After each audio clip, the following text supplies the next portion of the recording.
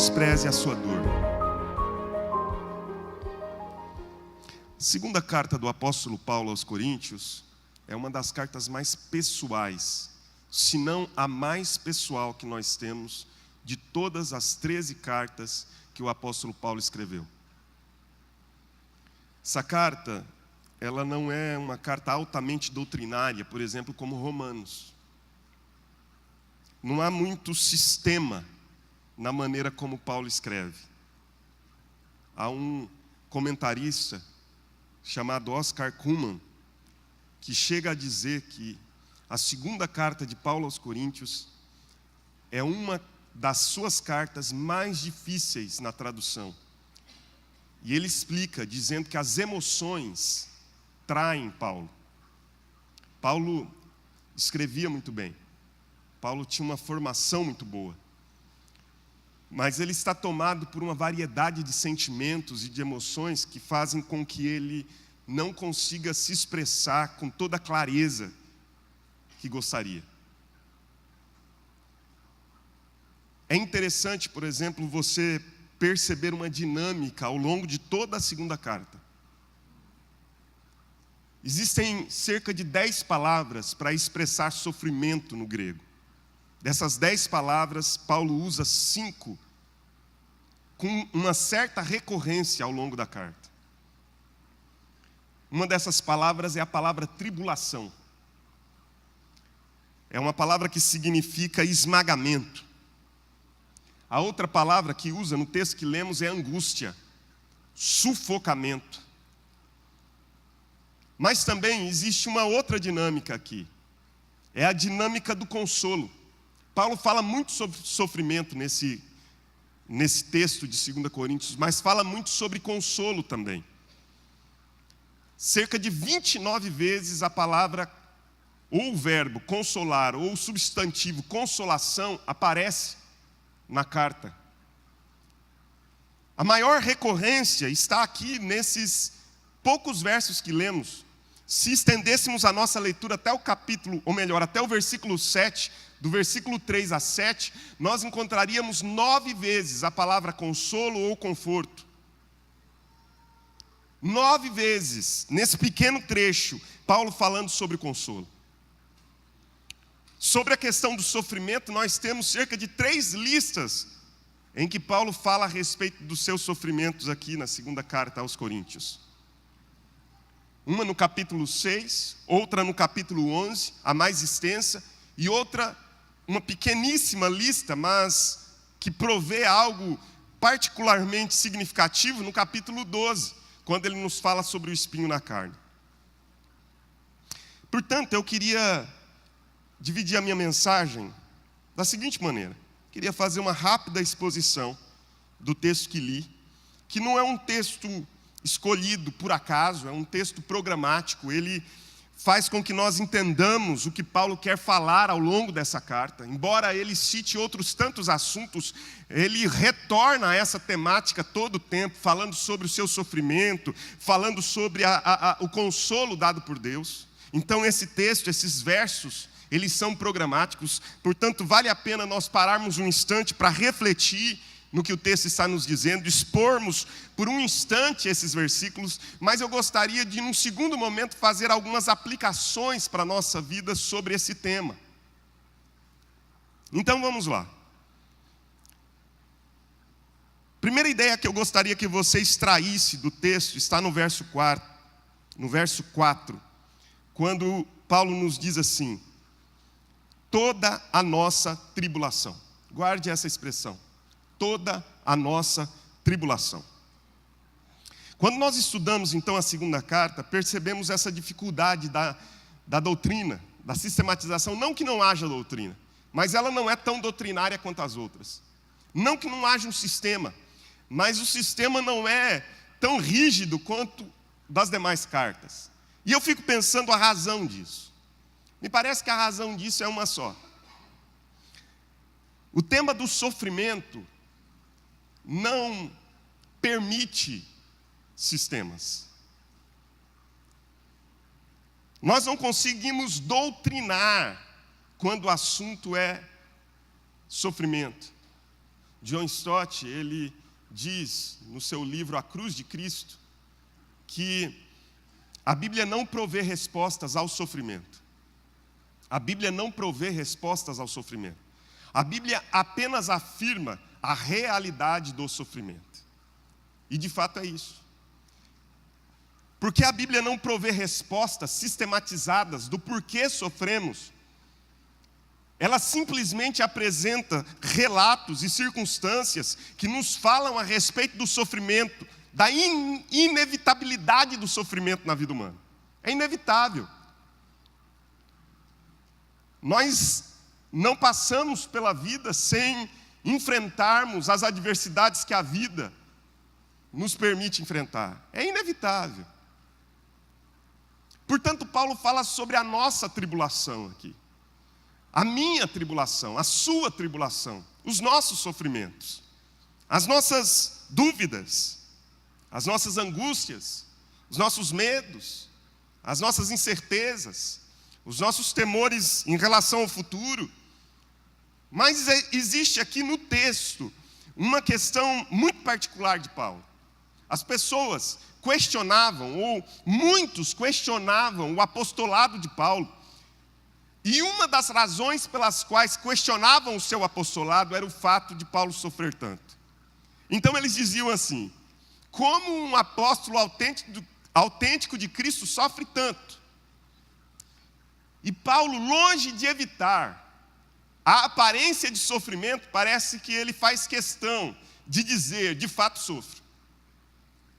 Longe de querer negar essa realidade para que as pessoas talvez tivessem uma imagem diferente, Paulo faz questão de escrever uma carta a esses irmãos da cidade de Corinto, uma igreja que Paulo tinha muito afeto, igreja essa que ele pastoreou por 18 meses, segunda igreja que Paulo mais pastoreou. Mais tempo ele permaneceu. A primeira é Éfeso, 3 anos e alguns meses. A segunda é Corinto, 18 meses, 1 ano e meio. Juntamente comunicando àquela igreja palavras, ensinos, doutrinas. Ele tem grande afeição. Mas a igreja deu muito problema para Paulo. Essa igreja gerou muita angústia no coração dele. Então, longe de Paulo querer simplesmente dizer, não, eu não sou isso que estão dizendo, Paulo refuta a argumentação de que ele não é um autêntico apóstolo de Cristo, não negando o sofrimento, mas antes dizendo que sofrer é uma realidade e que ele vivenciava, experimentava isso sim. Observe, por exemplo, capítulo 6 de 2 Coríntios. Não vamos ler todo o texto, mas veja aí o versículo 4 e 5.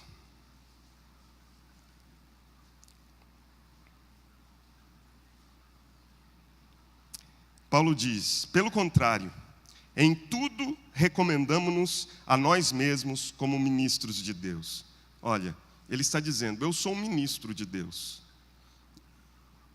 Na muita paciência, nas aflições, nas privações, nas angústias, nos açoites, nas prisões, nos tumultos, nos trabalhos, nas vigílias, nos jejuns. Versículo de número 9. Como desconhecidos e entretanto bem conhecidos, como que se estivéssemos morrendo e contudo eis que vivemos, como castigados, porém não mortos, entristecidos, mas sempre alegres, pobres, mas enriquecendo a muitos, nada tendo, mas possuindo tudo. Olha o capítulo 11, versículo 23.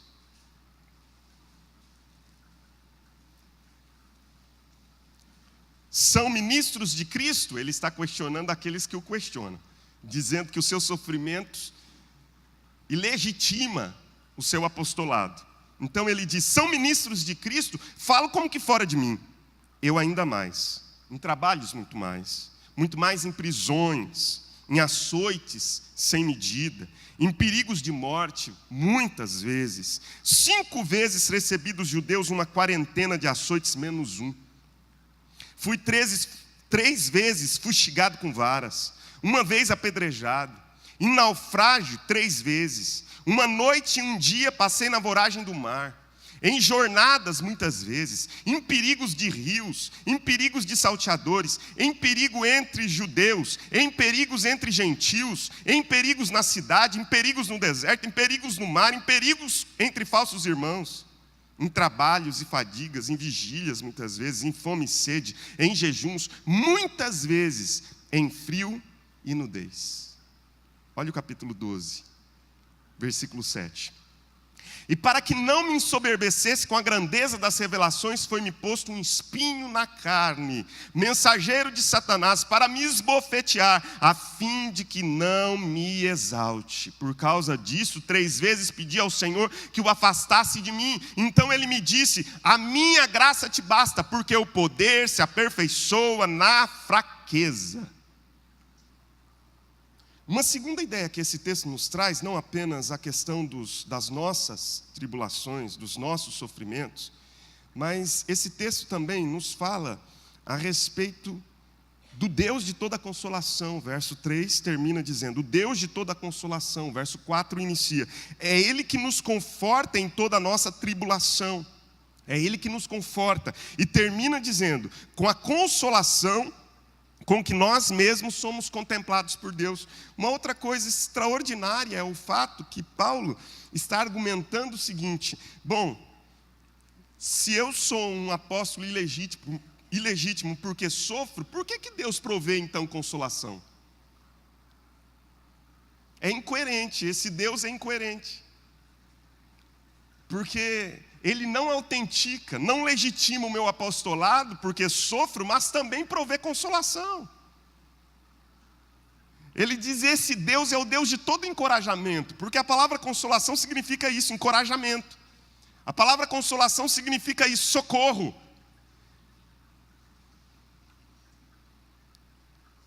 Ele é o Deus do encorajamento. Ele é o Deus que está presente em cada uma das trilhas escorregadias que nós enfrentamos. Algumas delas nós escorregamos, caímos e nos machucamos. Mas Ele é o Deus de toda a consolação, diz Paulo. É o Deus de todo encorajamento. É o Deus que é socorro bem presente na tribulação. Ele é o Deus que consola o nosso coração quando nós estamos no meio das nossas angústias.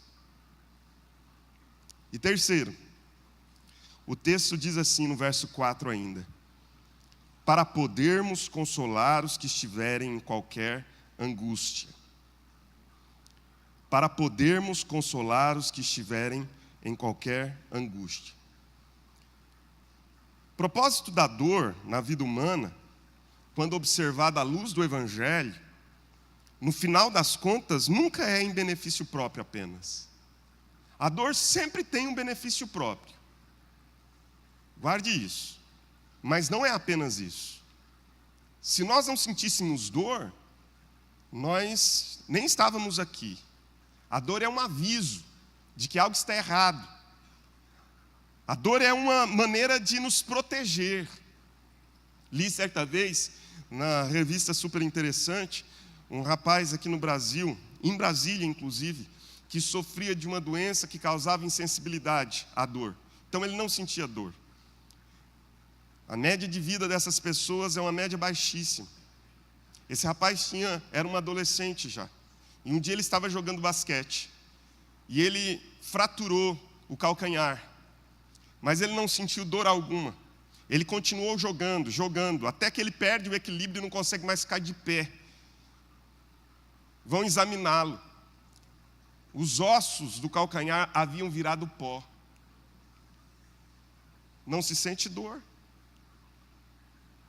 A dor sempre traz benefício próprio. Mas a Bíblia diz que quando a dor é vista na perspectiva do Evangelho de Jesus Cristo, ela descentraliza.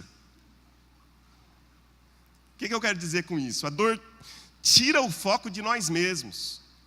De modo que esse versículo é muito simples. Ele diz apenas assim, nós sofremos, mas Deus no meio do sofrimento nos consola. Mas não é só isso.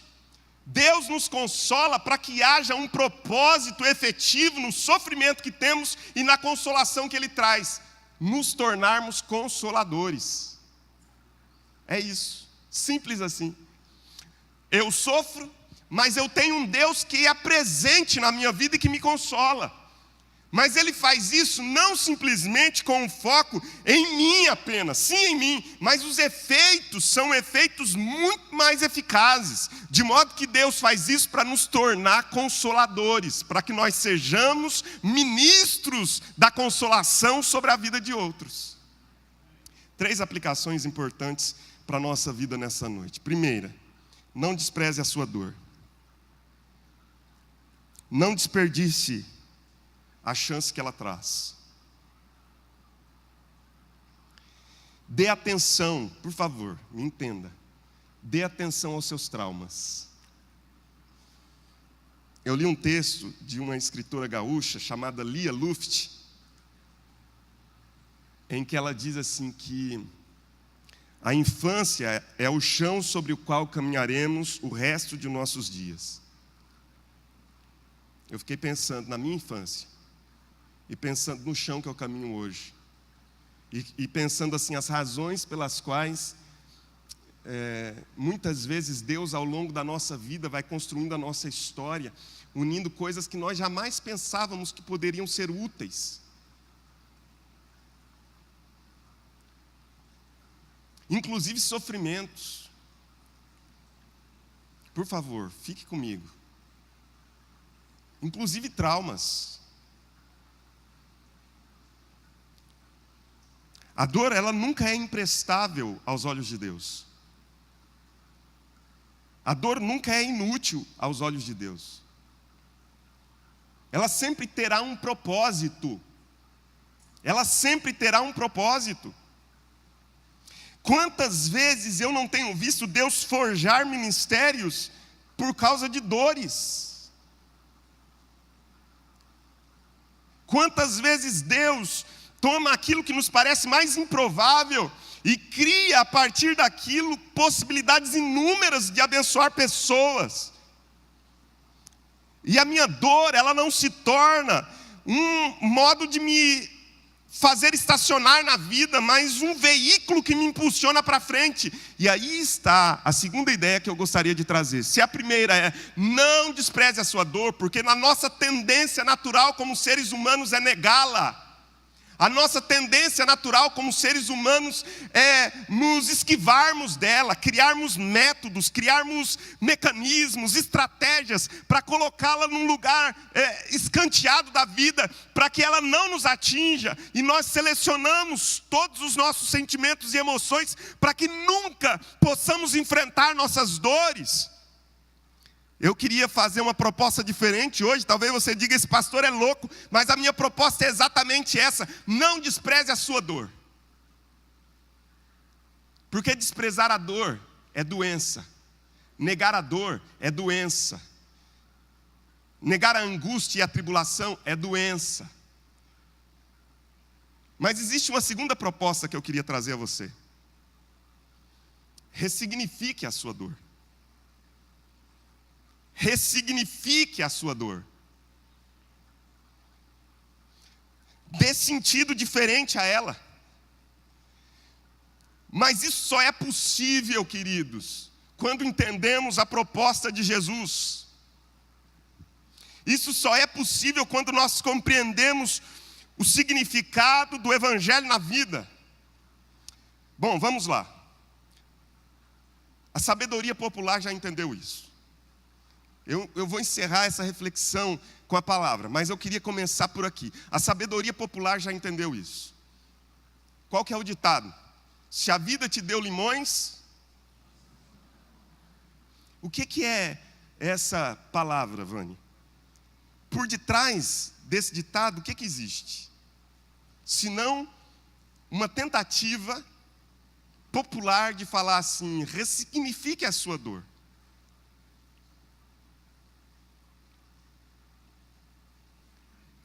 Paulo sofre muito e ele faz listas do seu sofrimento. Mas é muito interessante como Paulo relê a sua história à luz disso. ele não termina a vida todo amargurado, cheio de angústias, olhando para Deus e o culpando, e dizendo: Deus foi infiel comigo. Pelo contrário, ele termina a vida com louvor, com adoração. Combati o bom combate, guardei a fé, acabei a carreira, agora a coroa da justiça já me está preparada, não somente a minha, mas a todos quanto amam a vinda do nosso Senhor. Ele termina a vida com uma inspiração na alma, de que agora ele vai se encontrar com o Eterno. Mas ao longo da sua história, Paulo não lamenta, Paulo não desfere golpes em Deus, Paulo não se alimenta de fel, Paulo não é azedo nem amargo, de maneira que ele consegue ressignificar suas dores. Leia Filipenses capítulo de número 1. Se a igreja de Corinto foi uma igreja que Paulo amou muito, mas não teve tanta correspondência, a igreja de Filipos era uma igreja que se preocupava muito com Paulo. Havia uma afinidade, um amor entre a igreja de Filipos e Paulo, a ponto de Paulo dizer que essa igreja foi a igreja que o sustentou, apesar dele não ter sido muito tempo pastor lá. Mas essa igreja o sustentou ao longo de todo o seu ministério, inclusive financeiramente. Era uma igreja que se preocupava com Paulo. E quando Paulo estava preso, eles ficavam preocupados a ponto de enviar pessoas até Paulo para levar a ele mantimentos e saber notícias dele.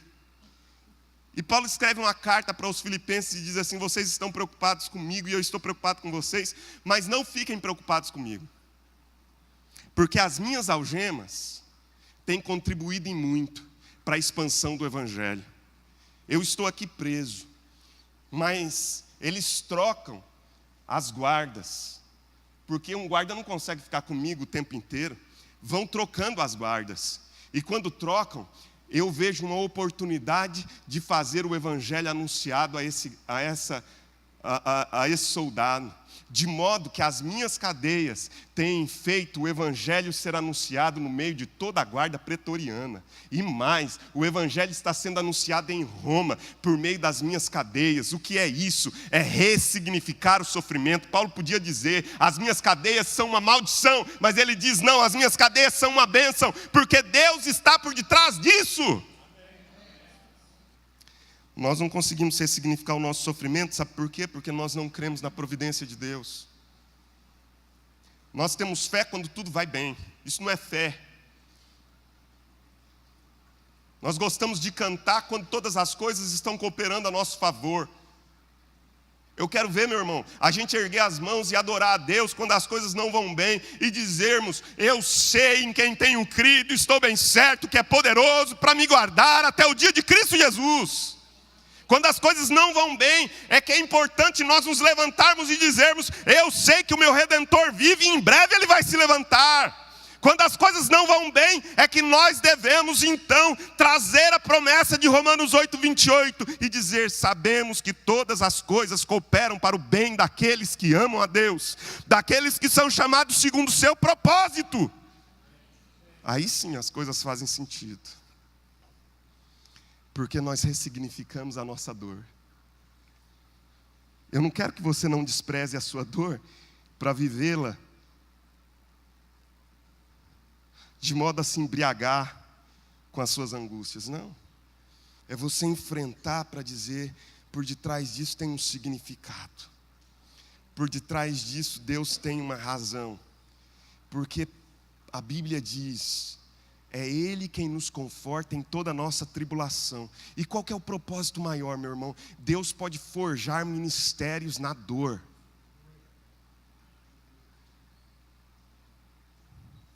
O propósito maior é Deus fazer de você um consolador.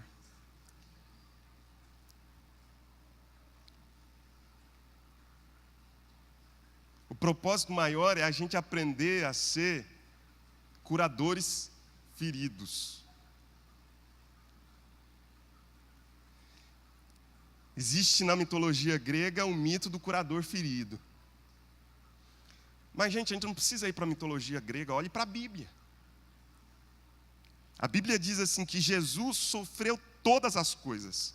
Jesus enfrentou todas as tribulações. Ele foi tentado em todas as coisas com um propósito, o quê?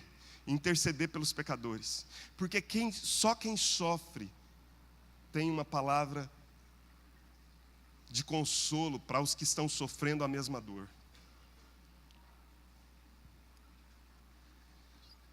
Eu tenho ouvido uma palavra de uma pessoa dizendo que, no meio de uma tribulação, uma irmã convida outra irmã para uma conversa e conta a história dela, a história de dor dela. E essa história de dor que é contada para essa irmã que estava vivendo uma situação muito difícil, talvez demova dessa irmã as suas ideias, das atitudes que queria tomar, talvez. Por quê? Porque a história de dor dessa faz com que aquela seja consolada na sua dor. Queria encerrar com um texto que me chamou muita atenção.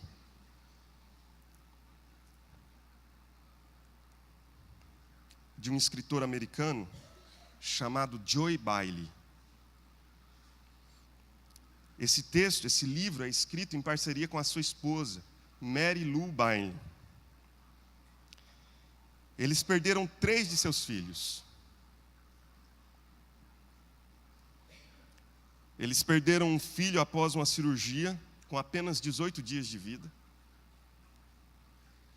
Eles perderam um segundo filho, com 5 anos de idade, por causa de uma leucemia.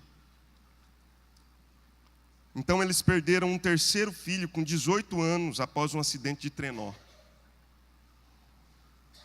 Então Joy e a esposa escrevem um livro maravilhoso, que tem por título muito estranho, A Visão de um Carro Funerário. Muito estranho para nós, para eles não. Depois o título é alterado para A Última Coisa de que Falamos. E num trecho do livro ele diz assim: e essa é a última coisa que eu gostaria que você guardasse. Primeiro, não despreze a sua dor. Segundo, ressignifique a sua dor. E terceiro, sensibilize-se com a dor alheia.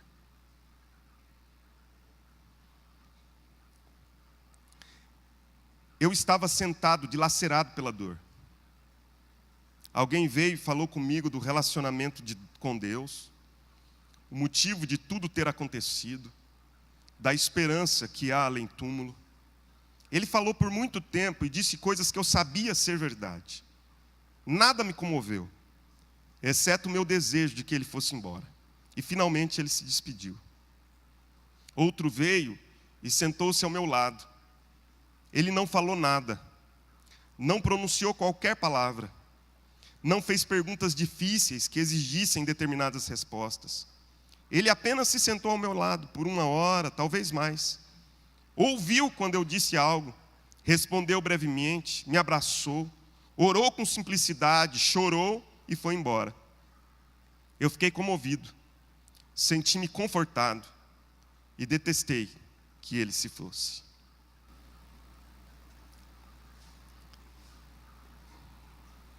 A minha proposta não é que nós nos tornemos pessoas, porque, veja, sofrimento não permite esquemas, sistemas, doutrinas. Sofrimento não precisa de discursos. Sofrimento precisa só de alguém que se sente do lado e que fique ali. Não há escândalo na dor, meus irmãos. Eu sei que esse discurso não é popular e ninguém me chamaria para pregar um congresso, um discurso como esse. Mas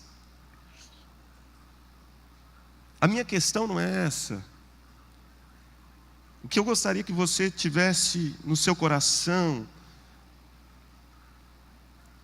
é que nós podemos nos tornar consoladores quando nós não desprezamos a nossa dor, mas damos um sentido diferente a ela. Então nós podemos nos colocar junto àqueles que sofrem, não com palavras, com sistemas, com teologias, mas simplesmente com a presença de alguém que sabe a dor do sentimento. Só uma pessoa que sente profundamente é capaz de interceder com profundidade pelos que sofrem. Vamos ficar de pé? A proposta do Evangelho não é livrar você da dor. Não mesmo. A proposta do Evangelho é dizer: você pode enfrentar essa dor. Você pode superar essa dor. Inclusive com ajuda.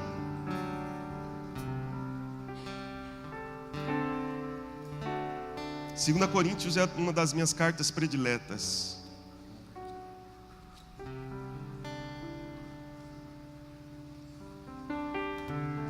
Em algum momento, o apóstolo Paulo diz que Deus o consola quando envia até ele Tito.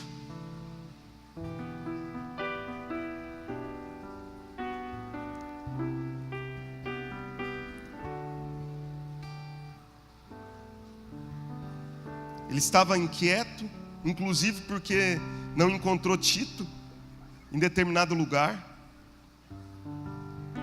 Diz que ele se agitou porque ele queria ter encontrado Tito e não encontrou. Mas em outra passagem ele diz que o Deus que consola enviou até ele Tito. Quantas vezes Deus nos consola enviando gente até nós que não fala nada, só se aproxima da gente, nos abraça.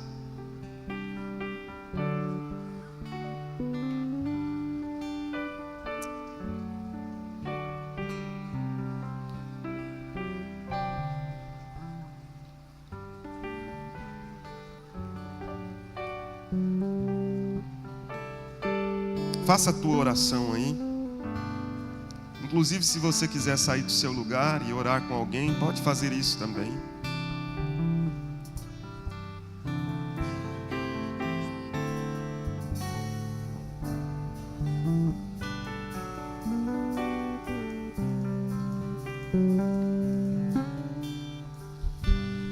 Te louvarei,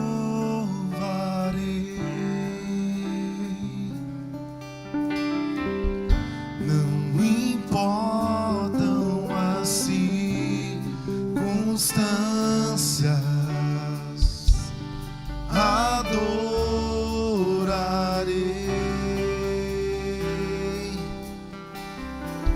somente a ti, Jesus.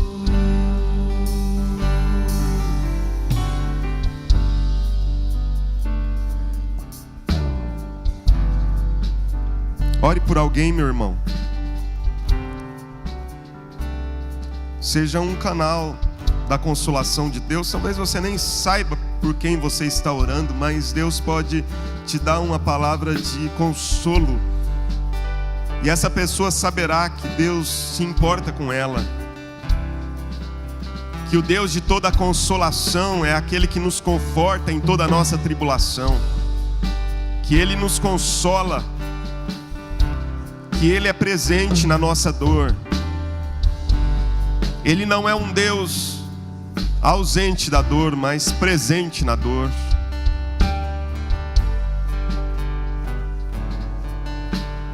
Ó Deus, eu peço que o Senhor fortaleça a vida dos meus irmãos e irmãs neste lugar.